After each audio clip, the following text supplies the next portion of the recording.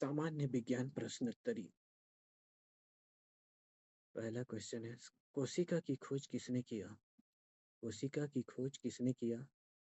कोशिका की खोज रॉबर्ट हुक ने किया। कोशिका की खोज रॉबर्ट हुक ने किया। कोशिका के केंद्रक की खोज किसने किया? कोशिका के केंद्रक की खोज किसने किया? आंसर, कोशिका के केंद्र की खोज रॉबर्ट ब्राउन ने किया। कोशिका के केंद्र की खोज रॉबर्ट ब्राउन ने किया। मानव खोपड़ियों की हड्डियों की संख्या कितनी है? मानव खोपड़ियों में हड्डियों की संख्या कितने हैं?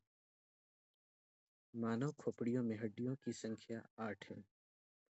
मानव खोपड़ियों में हड्डियों की संख्या 8 है। मनुष्य की श्वसन दर कितनी है? मनुष्य की श्वसन दर कितनी है? स्वस्थ मनुष्य की श्वसन दर 16 से 18 बार है। स्वस्थ मनुष्य की श्वसन दर 16 से 18 बार है। मनुष्य की सबसे बड़ी हड्डी कौन सी है? मनुष्य की सबसे बड़ी हड्डी कौन सी है? आंसर, मनुष्य की सबसे बड़ी हड्डी जांघ की फीमर हड्डी है। मनुष्य की सबसे बड़ी हड्डी जांघ की फीमर हड्डी है। मनुष्य की सबसे छोटी हड्डी कौन सी है? मनुष्य की सबसे छोटी हड्डी कौन सी है? मनुष्य की सबसे छोटी हड्डी कान की स्टेपिस है। मनुष्य की सबसे छोटी हड्डी कान की स्टेपिस है। साधारण मनुष्य की रक्तचाप कितनी होती है? साधारण मनुष्य की रक्तचाप कितनी होती है?